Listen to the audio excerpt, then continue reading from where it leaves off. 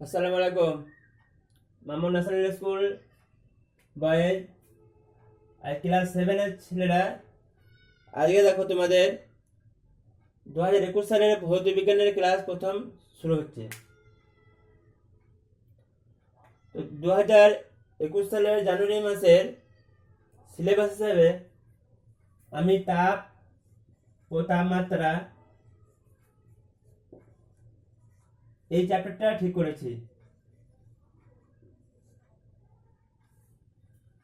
তাহলে জানুয়ারি মাসে আমরা তাপ ও তাপমাত্রা এই চ্যাপ্টার শুরু করব।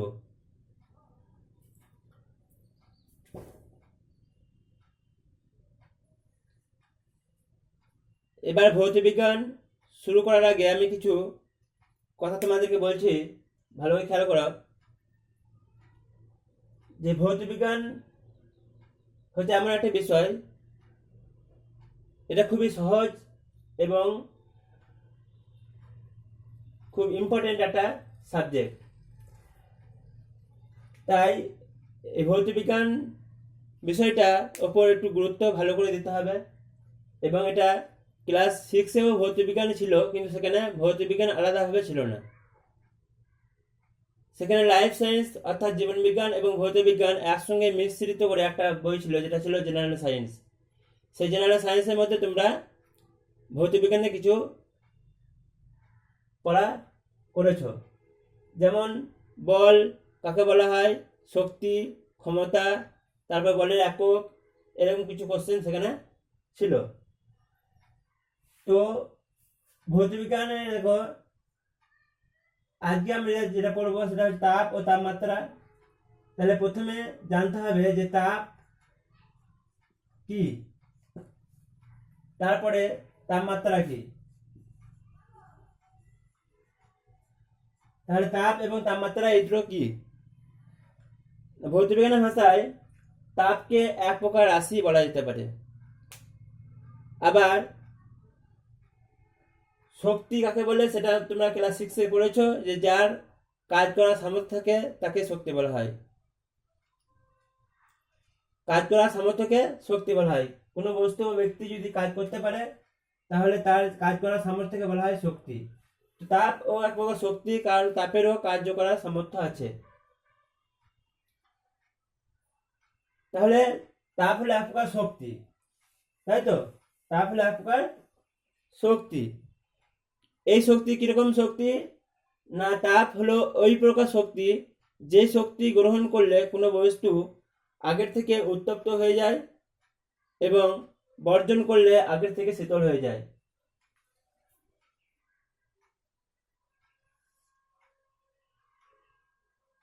তাহলে তাপ হলো এক প্রকার শক্তি যা কোনো বস্তু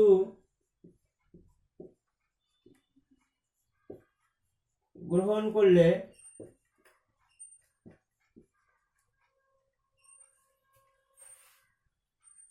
বস্তুটি উত্তপ্ত হয় এবং বর্জন করলে বস্তুটি শীতল হয়, শীতল হয় বা ঠান্ডা হয়। বোঝা গেল? তাহলে তাপ হলো এক প্রকার শক্তি যা কোনো বস্তু গ্রহণ করলে ওই বস্তুটি উত্তপ্ত হয়ে ওঠে এবং বর্জন করলে বস্তুটি শীতল হয় বা ঠান্ডা হয়। ভৌত বিজ্ঞানের পরিভাষায় এই তাপকে রাশিও বলা যেতে পারে। তো রাশি কাকে বলা হয় না, যা কিছু পরিমাপ করা হয় এই প্রকৃতিতে যা কিছু পরিমাপ করা হয় তাকে বলা হয় রাশি। তো তাপ পরিমাপ করা হয়, সুতরাং তাপকেও রাশি বলা যায়। এবার তাপ পরিমাপ করার যন্ত্র, যে কোনো রাশি পরিমাপ করার একটা যন্ত্র থাকে, যেমন কোনো বস্তুর ভর পরিমাপ করার জন্য দাঁড়িপাল্লা ব্যবহার করা হয়, কোনো বস্তুর ওজন পরিমাপ করার জন্য স্প্রিং তোলা যন্ত্র ব্যবহার করা হয়, কোনো বস্তুর উচ্চতা মাপার জন্য আমরা সেন্টিমিটার স্কেল বা ফিতে ব্যবহার করি, তেমনি তাপ পরিমাপ করার জন্য আমরা যে যন্ত্র ব্যবহার করি তার নাম হচ্ছে ক্যালোরিমিটার যন্ত্র।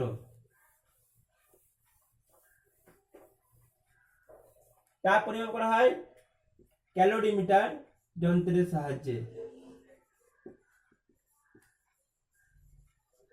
এখানে লক্ষণীয় বিষয় যে ক্যালোরিমিটার যন্ত্রের সাহায্যে কিন্তু কোনো বস্তুর ভিতরে মোট কতটা পরিমাণ তাপ আছে সেটা কিন্তু পরিমাপ করা যাবে না। তাহলে কি পরিমাপ করা যাবে? কোন তাপটা পরিমাপ করা যাবে ক্যালোরিমিটার যন্ত্রের সাহায্যে? না, ক্যালোরিমিটার যন্ত্রের সাহায্যে কোনো বস্তু কতটা পরিমাণ তাপ গ্রহণ করলো অথবা কতটা পরিমাণ তাপ বর্জন করলো সেই বর্জিত বা গৃহীত তাপটা পরিমাপ করা যাবে। এবার দেখো তাপের প্রকারভেদ। তাপের প্রকারভেদ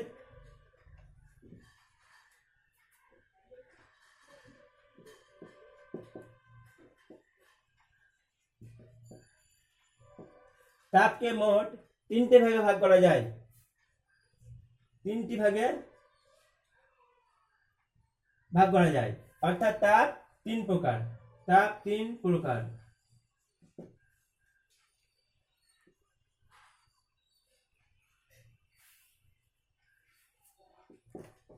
এক নম্বর বোধগম্য তাপ।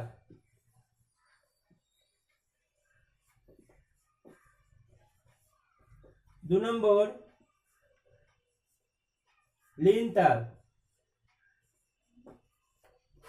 তিন নম্বর বিকীর্ণ তাপ।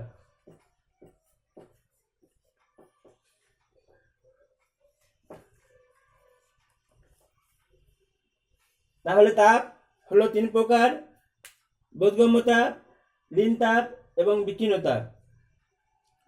বোধগম্য তাপ কাকে বলা হয়? এর কাজ কি? লীন তাপ কাকে বলা হয়? এর কাজ কি? বিকীর্ণ তাপ কাকে বলা হয়? বোধগম্য তাপ সেই প্রকার তাপ যে তাপ কোনো বস্তু গ্রহণ করলে তার তাপমাত্রা বৃদ্ধি পায়। বোধগম্য তাপ হলো সেই প্রকার তাপ যে তাপ কোনো বস্তু গ্রহণ করলে তার তাপমাত্রা বৃদ্ধি পায়। তাহলে সংজ্ঞা হিসেবে আমরা এইভাবে বলতে পারি, যে প্রকার তাপ কোনো বস্তু গ্রহণ করলে তার তাপমাত্রার পরিবর্তন হয়। তাপমাত্রার পরিবর্তন হয়। তাহলে বোধগম্য তাপের কাজ হলো কোনো বস্তুর তাপমাত্রার পরিবর্তন ঘটানো। বুঝে গেল? বোধগম্য তাপের কাজ হলো কোনো বস্তুর তাপমাত্রার পরিবর্তন ঘটানো। সংজ্ঞাটা হচ্ছে, যে প্রকার তাপ কোনো বস্তু গ্রহণ করলে বস্তুটির তাপমাত্রার পরিবর্তন ঘটে সেই প্রকার তাপকে বলা হয় বোধগম্য তাপ। লীন তাপ কাকে বলা হয়? না, এই প্রকার তাপ কোনো বস্তু গ্রহণ করলে তার তাপমাত্রার পরিবর্তন হয় না। তাহলে কি হয়? তাপমাত্রার পরিবর্তন না হয়ে বস্তুটির অবস্থার পরিবর্তন হয়। অবস্থার পরিবর্তন হয়। এটা কেমন ঘটনা? দেখো, আমরা জানি, বা যদি না জেনে থাকো তাহলে একবার শুনে নাও, যে কোনো বস্তু তিনটি অবস্থায় থাকতে পারে। অর্থাৎ কোনো বস্তুর অবস্থা বা পদার্থের তিনটি অবস্থা। পদার্থের তিনটি অবস্থা: এক নম্বর হচ্ছে কঠিন, দু নম্বর তরল, তিন নম্বর গ্যাসীয়। এই তিনটি অবস্থায় কোনো পদার্থ থাকতে পারে। যেমন জলের কঠিন অবস্থা হলো বরফ। জল জমে কঠিন হলে তখন বরফ হয়। জলের তরল অবস্থা হলো জল, আর জলের গ্যাসীয় অবস্থা হলো জলীয় বাষ্প। লীন তাপ এরকম অবস্থার পরিবর্তন ঘটায়। কোনো বস্তু এই প্রকার তাপ অর্থাৎ লীন তাপ গ্রহণ করলে তার তাপমাত্রার পরিবর্তন না হয়ে অবস্থার পরিবর্তন হয়। তাহলে লীন তাপের সংজ্ঞা আমি লিখে দিচ্ছি, ভালো করে দেখো।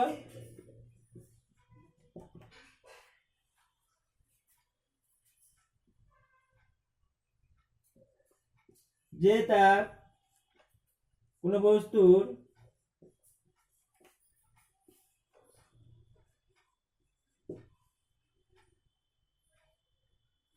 তাপমাত্রা পরিবর্তন না করে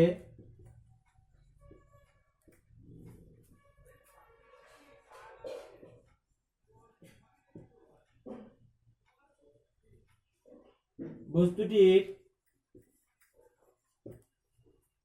অবস্থার পরিবর্তন করে, অবস্থার পরিবর্তন ঘটায় সেই তাপকে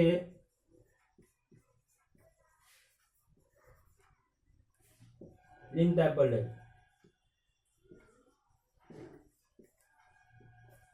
লিন তাপ, লিন শব্দটা এসেছে বিলীন থেকে। বিলীন অর্থাৎ এই তাপ কোনো বস্তু মধ্যে প্রবেশ করলে তার অবস্থার পরিবর্তন ঘটায়, তাপমাত্রার পরিবর্তন ঘটে না। অর্থাৎ মনে হচ্ছে যেন এই তাপটা বস্তুর মধ্যে লুকিয়ে থাকে। বিলীন মানে লুকিয়ে যাওয়া বা হারিয়ে যাওয়া। তাই লিন তাপ কোনো বস্তুর মধ্যে বিলীন হয়ে যায়, অর্থাৎ এই লিন তাপ কোনো বস্তু গ্রহণ করলে তার তাপমাত্রার পরিবর্তন হয় না, তাই বোঝা যায় না, শুধুমাত্র অবস্থার পরিবর্তন ঘটে। এবার দেখো বিকীর্ণ তাপ।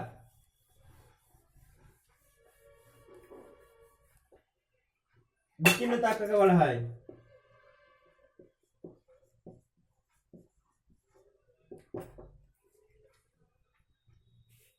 এই প্রকার তাপের প্রধান একটা বৈশিষ্ট্য হলো যে মাধ্যম ছাড়াই এক জায়গা থেকে অন্য জায়গায় যেতে পারে, অথবা মাধ্যম থাকলেও সেই মাধ্যমকে উত্তপ্ত করে না।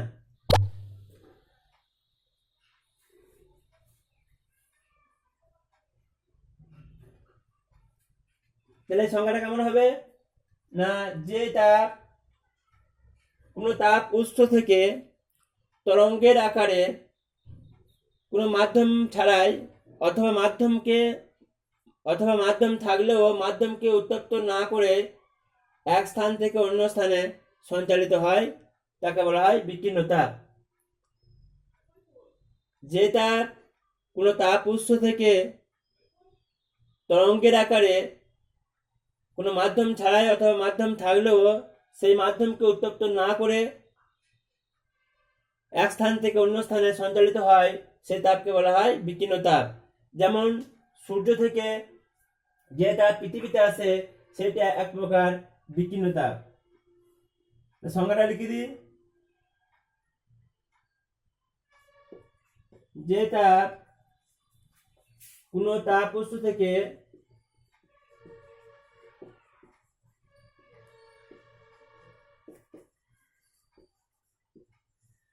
তরঙ্গের আকারে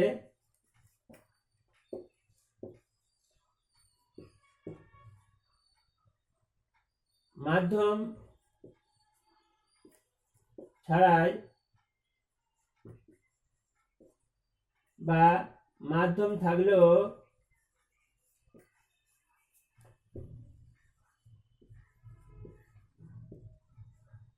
তাকে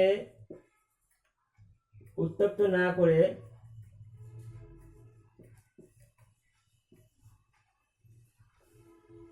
এক স্থান থেকে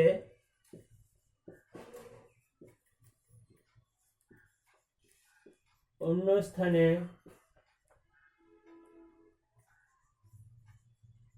সঞ্চালিত হয়,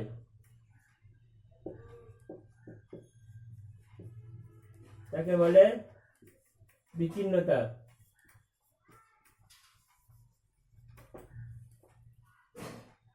যেমন সূর্য থেকে পৃথিবীতে আসা তাপ এক প্রকার বিকীর্ণ তাপ। কারণ সূর্য থেকে যে তাপ পৃথিবীতে আসে, সূর্য এবং পৃথিবীর মাঝে বায়ুমণ্ডল আছে, সেই বায়ুমণ্ডলকে উত্তপ্ত না করে সরাসরি ভূপৃষ্ঠে এসে পৌঁছায়। তারপরে ভূপৃষ্ঠে যখন তাপ বিকীর্ণ করে অর্থাৎ তাপ ছাড়ে, তখন সেই তাপ বায়ুমণ্ডলকে উত্তপ্ত করে। এই জন্য দেখবে ভূপৃষ্ঠের কাছাকাছি এলাকার বায়ু বেশি উত্তপ্ত হয় এবং ভূপৃষ্ঠ থেকে ওপরের দিকে বায়ুগুলো, বেশি উচ্চতার দিকে বায়ুগুলো বা বায়ুমণ্ডলের তাপমাত্রা কম থাকে। তাহলে আমাদের তাপের প্রকার হলো তাপ তিন প্রকার: বোধগম্য তাপ, লিন তাপ এবং বিকীর্ণ তাপ। বোধগম্য তাপ হলো সেই প্রকার তাপ যে তাপ কোনো বস্তুর তাপমাত্রার পরিবর্তন ঘটায়। লিন তাপ হলো সেই প্রকার তাপ যে তাপ কোনো বস্তুর তাপমাত্রার পরিবর্তন না করে শুধুমাত্র অবস্থার পরিবর্তন ঘটায়। আর বিকীর্ণ তাপ হলো সেই প্রকার তাপ যে তাপ কোনো তাপ উৎস থেকে মাধ্যম ছাড়াই তরঙ্গের আকারে এক স্থান থেকে অন্য স্থানে সঞ্চালিত হয়।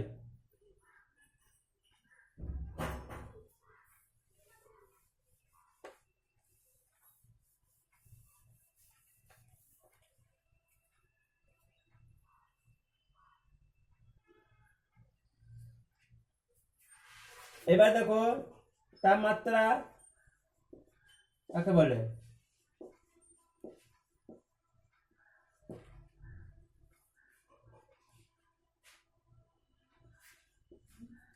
তাপমাত্রা হলো কোনো বস্তুর তাপীয় অবস্থা, যা আমাদেরকে বুঝিয়ে দেয় যে বস্তুটি অন্য কোনো বস্তুর কাছ থেকে তাপ নেবে নাকি অন্য কোনো বস্তুকে তাপ দেবে।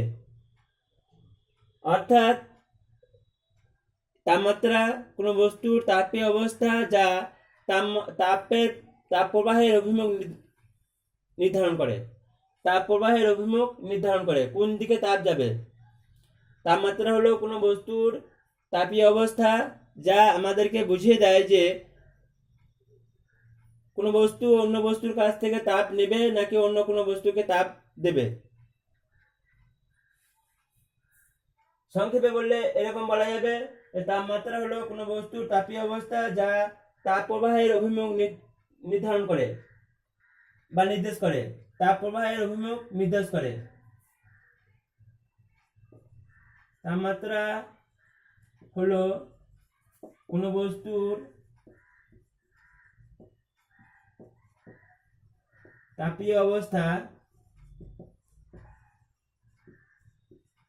যা তাপ প্রবাহের অভিমুখ নির্দেশ করে।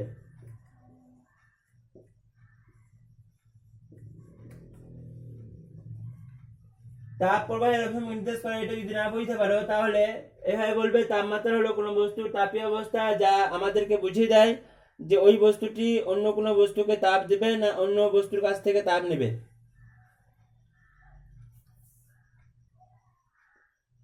এবার দেখো, তাপ যেমন মাপার যন্ত্র হচ্ছে ক্যালোরিমিটার, তেমনি তাপমাত্রা পরিমাপ করারও যন্ত্র থাকবে। তাপমাত্রা পরিমাপের যন্ত্র আমরা জানি থার্মোমিটার। তাপমাত্রা পরিমাপের যন্ত্র হচ্ছে থার্মোমিটার।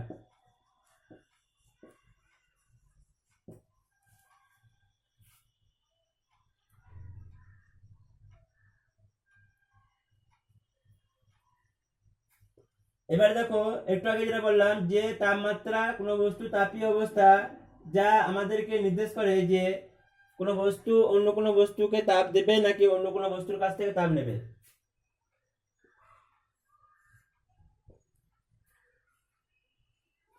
মনে করো এই একটা বস্তু, এটা হচ্ছে প্রথম বস্তু, এটা দ্বিতীয় বস্তু।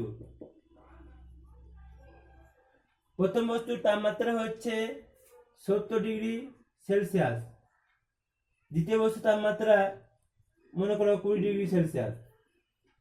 তাহলে বেশি তাপমাত্রা হচ্ছে 70°C আর কম তাপমাত্রা হচ্ছে 20°C।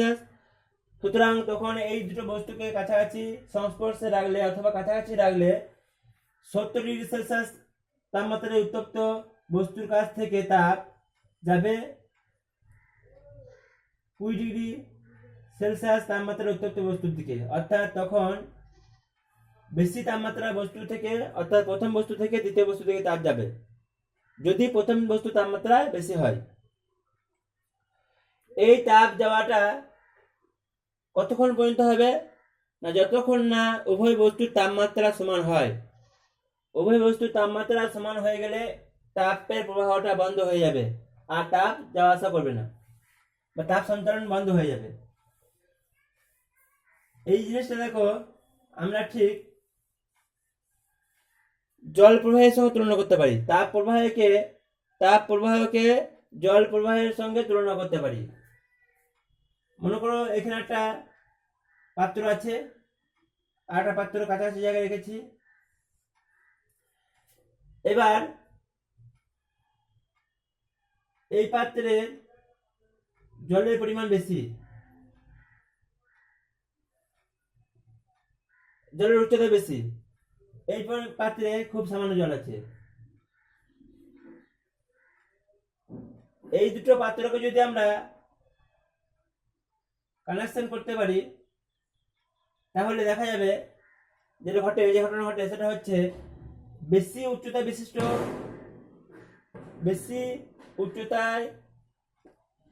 বিশিষ্ট যেটা জল আছে সেটা থেকে কম উচ্চতা বিশিষ্ট পাত্রের দিকে জল প্রবাহিত হবে। এই জলপ্রবাহ ঘটনাটা ততক্ষণ পর্যন্ত ঘটবে যতক্ষণ না উভয় পাত্রের জলের উচ্চতা সমান হয়।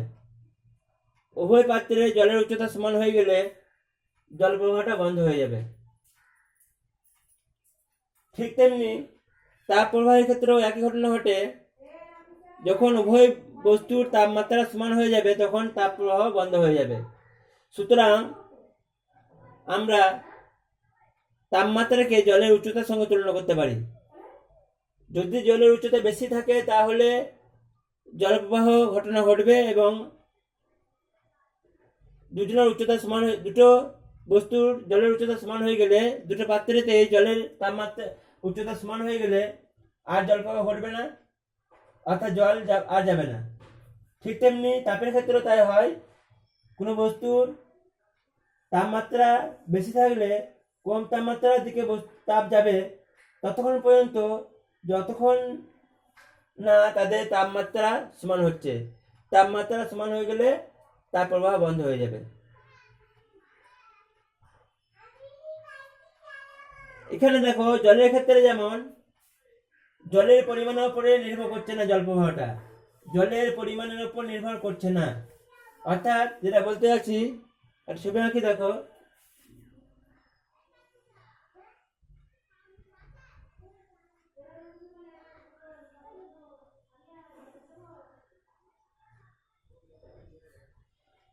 একটা বড় আয়তনের পাত্র না হলো যেখানে খুব সামান্য জল আছে, আর একটা খুব সামান্য আয়তনে অল্প আয়তনের পাত্র না হলো যে পাত্রে বেশি জল আছে, অর্থাৎ উচ্চতা বেশি, জলের উচ্চতা বেশি।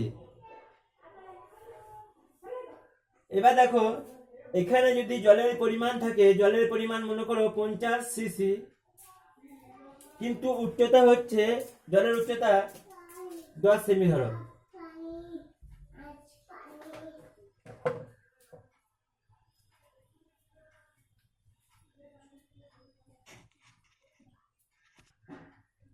তাহলে কি হলো, প্রথম পাত্রতে জলের পরিমাণ 50 সিসি কিন্তু জলের উচ্চতা হচ্ছে 10 সেমি।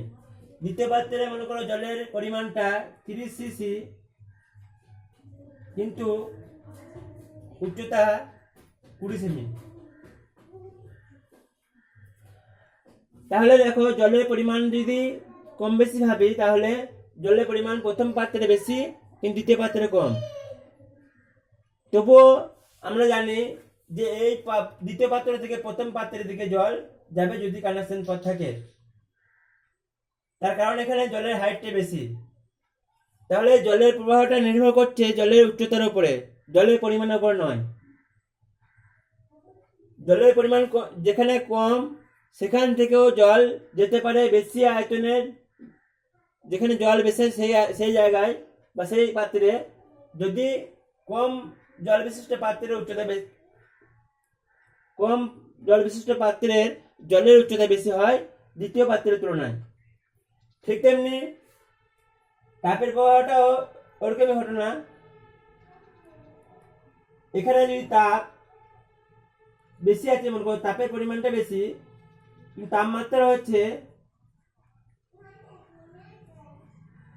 10 ডিগ্রি সেলসিয়াস, আর এখানে তাপের পরিমাণটা কম তাপ,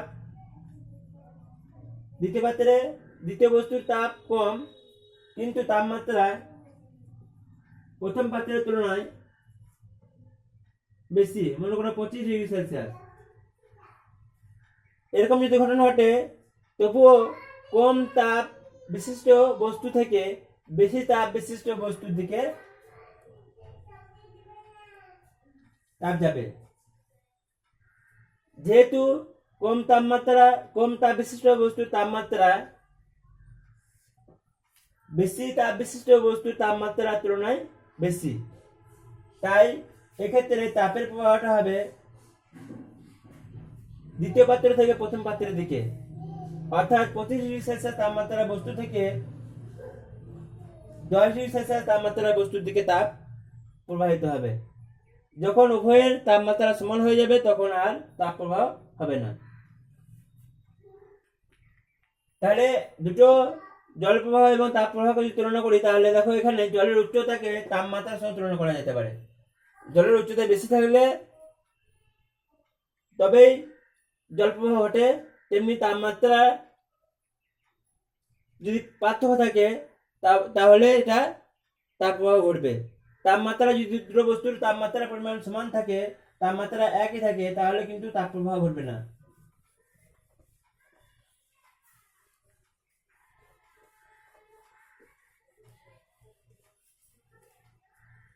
তাহলে আজকে আমরা এই ভৌতবিজ্ঞানের তাপ চ্যাপ্টার থেকে যে প্রশ্নগুলো পড়লাম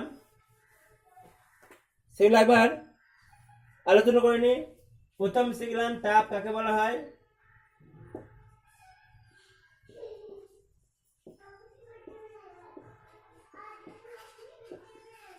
তারপরে তাপ কয় প্রকার ও কি কি। 3 নম্বর কোশ্চেন, লীন তাপ, বোধগম্য তাপ ও বিকীর্ণ তাপ কাকে বলে।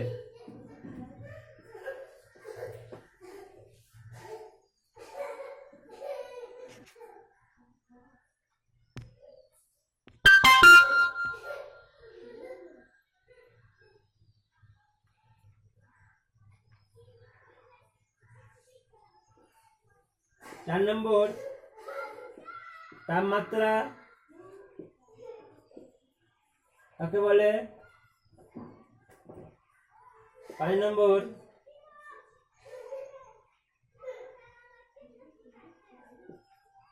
তাপ ও তাপমাত্রার পার্থক্য।